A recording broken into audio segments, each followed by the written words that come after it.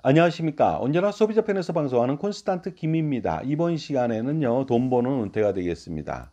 국민연금을 어느 정도 금액 이상 받게 된다면요, 기초연금을 삭감당하게 되는데요.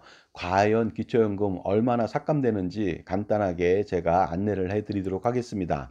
2024년도 기초연금액은요, 1인당 매월 33만 4,810원이 되겠습니다. 그런데 이 금액 온전하게 100% 받는 사람들이 있습니다. 누구일까요? 알아보도록 하겠습니다. 먼저 국민연금을 수령하지 않는 사람이 되겠습니다. 무연금자가 되겠죠. 그 다음에 국민연금을요, 50만 2,510원 이하로 받는 사람이 되겠습니다. 기초연금의 150% 이하로 받는 사람들, 이 사람들은 100% 수령할 수가 있겠죠. 부양가족 연금액은 이때 제외시킵니다. 그 다음에 국민연금에서 유족연금이나 장애연금을 수령하는 사람도 금액과 관계없이 무조건 100% 수령이 가능합니다. 왜냐하면 이것들은 다 비과세이기 때문에 그렇습니다. 그 다음에 국민기초생활보장 수급권자라든가 그 다음에 장애연금이 아니라 장애인한테 주는 또 연금이 있거든요. 이것을 수령하는 사람들도 마찬가지로 100% 수령이 가능합니다. 물론 단 소득 인정액이 개인이 213만 원을 초과하거나 부부가 340만 8천 원을 초과할 때는 기초연금 자체를 받을 수가 없겠죠. 그러다 보니까 어떻습니까? 이것 말고도 재산이 많다면은 당연히 이 소득 인정액이 올라가서 기초연금의 자체를 받을 수도 없습니다. 그러니까 참조해 보시기 바랍니다. 자, 그렇다면요. 국민연금 수령자 매월 50만 2,210원 초과자에 대해서는요. 어떻습니까? 국민연금액에 따라서 기초연금액을 감액하게 됩니다.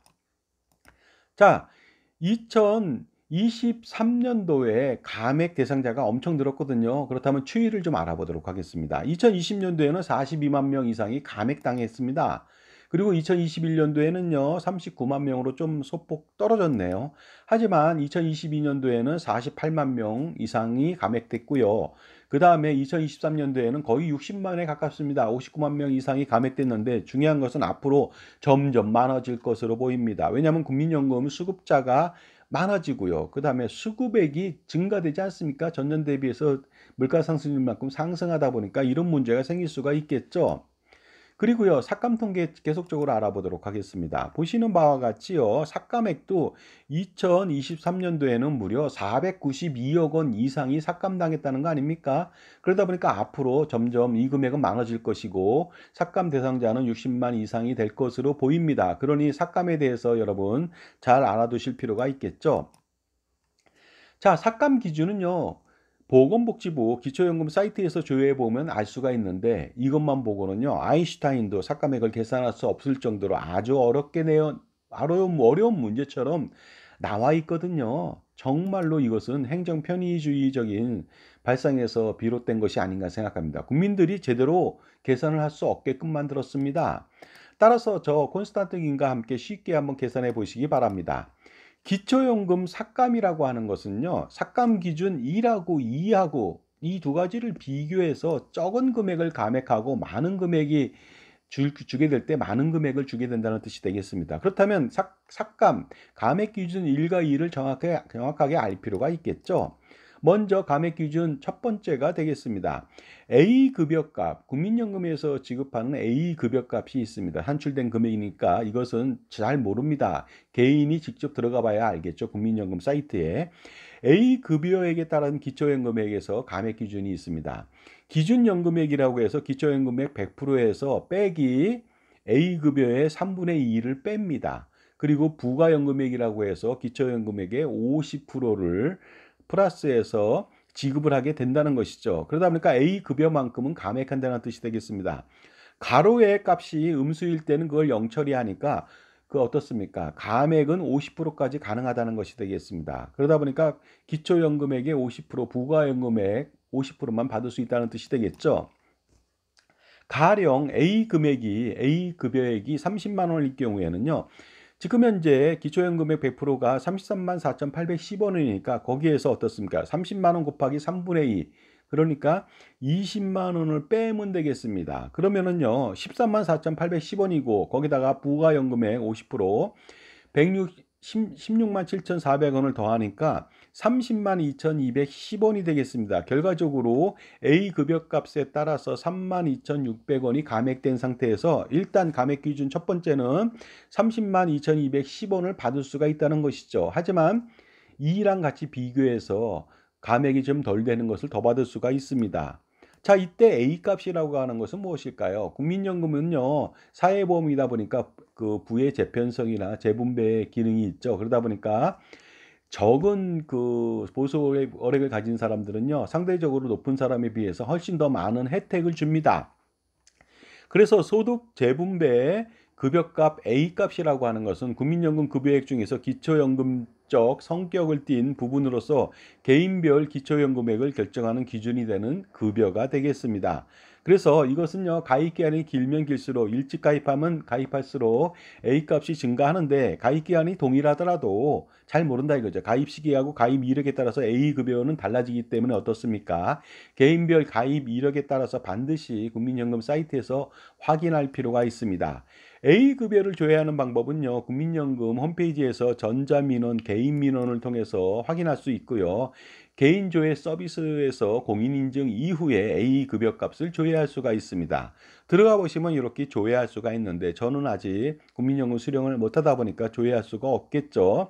자, 그러다 보니까요, A급여값이 기초연금액의 75% 초과, 25만 1,100원 초과해서 150%까지 50만 2,210원까지 그 미만일 때는요, 기초연금액의 100%에서 50%를 수령할 수가 있는 것이 되겠습니다. 그리고요, A급여값이 기초연금액의 150%를 초과한다. 이랬을 때는 기초연금액의 50%만 받게 됩니다. 자, 그러다 보니까요, 기초연금액의 75% 이하자는 100%의 기초연금을 받을 수 있다는 점이 되겠습니다. 국민연금액이 기초연금액의 75% 이하일 때는 100% 받는다는 뜻이 되겠습니다. 두 번째 감액 기준 좀 알아보겠습니다. 이것은 간단합니다. 기초연금액의 250%를 곱한 다음에 여기에서 국민연금 매월 수령액을 뺍니다. 그렇게 됐을 때 기초연금 수령 가능액이 나오거든요. 가령 국민연금액을 55만 원 받는다고 했을 때 기초연금액의 250%는요 83만 7,025원인데 여기서 55만 원 뺀다면 28만 7,025원이 되겠습니다. 결과적으로 어떻습니까? 감액된 것은 4만 7,785원이 되거든요. 자, 참고로 국민연금액이 기초연금액의 200% 초과했을 때 66만 9,620원일 때는 50%만 수령한다는 점을 알아두시기 바랍니다. 자, 그렇다면요, 최종 수령액을 판단해 보도록 하겠습니다. 감액 기준 1에서는요, 30만 2,210원을 받을 수가 있습니다. 감액 당하고도. 그러나 감액 기준 2에서는요, 감액당하고 28만 7,025원을 감액하다 보니까요, 지급하다 보니까 어떻습니까? 감액 기준 1이 더 큰 금액이 되겠죠. 따라서 큰 금액으로, 감액이 덜 된 금액으로 지원을 받게 됩니다. 물론 이것도 소득 인정액이 개인 213만 원을 초과하거나 부부인 경우에 340만 8천 원을 초과했을 때는 기초연금 자체를 받을 수 없으니까 다른 재산이 있다면 이것이 문제가 되니까요. 이것만 가지고서 판단할 문제는 아니라고 봅니다.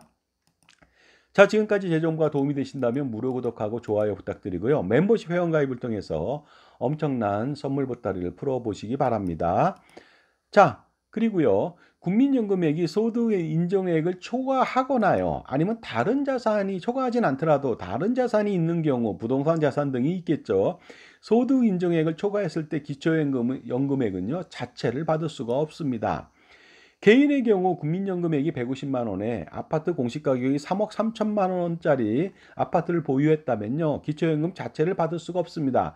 왜냐하면 개인은 213만 원을 이때 소득인정액으로 초과했기 때문에 받을 수가 없는 것이죠.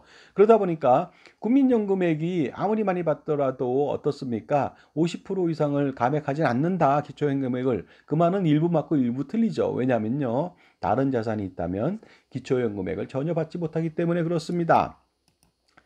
자, 그러나요, 국민연금 연계에서 삭감을 한다는 것은요, 삭감의 취지는 어느 정도 이해가 됩니다. 저소득층에 대한 중복 지원 때문에 그럴 수 있다고 하는데요.